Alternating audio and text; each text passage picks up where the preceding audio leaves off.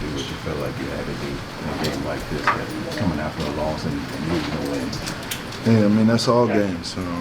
We've been preaching it with the play-in that, you know, all these games are already playoff games. So, you know, it's going to be high intensity. You know, if you lose, it's going to be the worst loss ever. You know, if you win, you know, good win.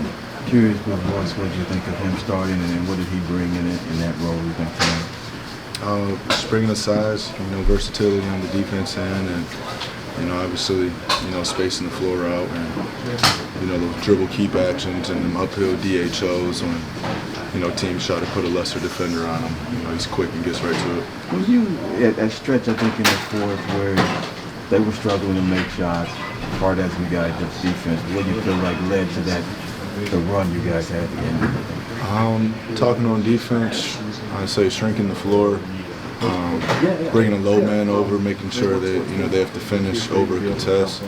You know, even if they make those layups, it's tough when you have length at the rim. So just making sure somebody's always there to meet them. Should this have been a more comfortable win considering who they didn't have? There's no comfortable wins in the NBA.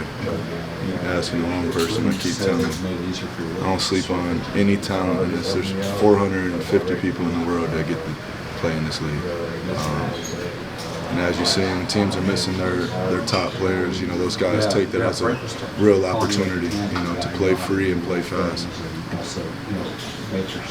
What did you make of Bones? I mean, just that got out. I think he had 15 in the first quarter, 20 at that point. I mean, the top of our scouting report, you know, it's nothing that we knew he wasn't capable of. You know, he's just a tough coverage. You know, he's shifty, smaller, and, you know, obviously can shoot it from deep. You be keeping an eye on the Masters at all? I know that you're friends with John Tom. Yeah. That's who, back to back. First one since Tiger. Put my bet in.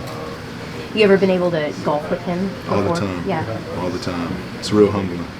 Are you wearing those shorts while you're doing it? These? I have. Do you like these? You know, I'm just asking. No, I will. Yeah. It's consistent. Is there ever a point where you feel like time is close to running out on figuring things out? Or as a player, do you always feel like there's enough time? I mean, you know, ideally you want things figured out, but you also, you know, you want adversity through the regular season, and we'll take it right now. You know, you want that hurt feeling when, you know, it doesn't cost you a game in the playoffs or the play-in if that's the situation. So, you know, as long as it doesn't happen, you know, once we get in our series, or like I said, if we're in the play-in, I'm happy with it. But, you know, we're learning from it. How much? Go ahead. Just what have you made of Kevin?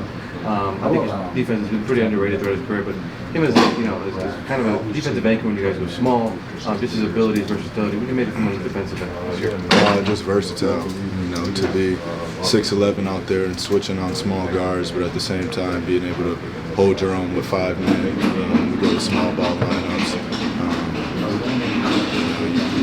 You can't replicate that. What do you think of that? You talked about wanting to see him out on the floor more. What do you think of him getting an opportunity? What did you see with him? He played well. He made some great extra passes out the pocket, you know, to open up some corner threes on the backside. You know, he's setting great screens, and, you know, he was active on both ends. Going small, maybe without a real center, hasn't been something you guys have done a lot. I'm curious, like, how comfortable are you guys with that kind of play? I think it's worked well for us this season. You know, we've only really used it in desperation times, to spread teams out and play fast as we can. Thank you, sir. Thank you. Let's get ready for Hoop Jab.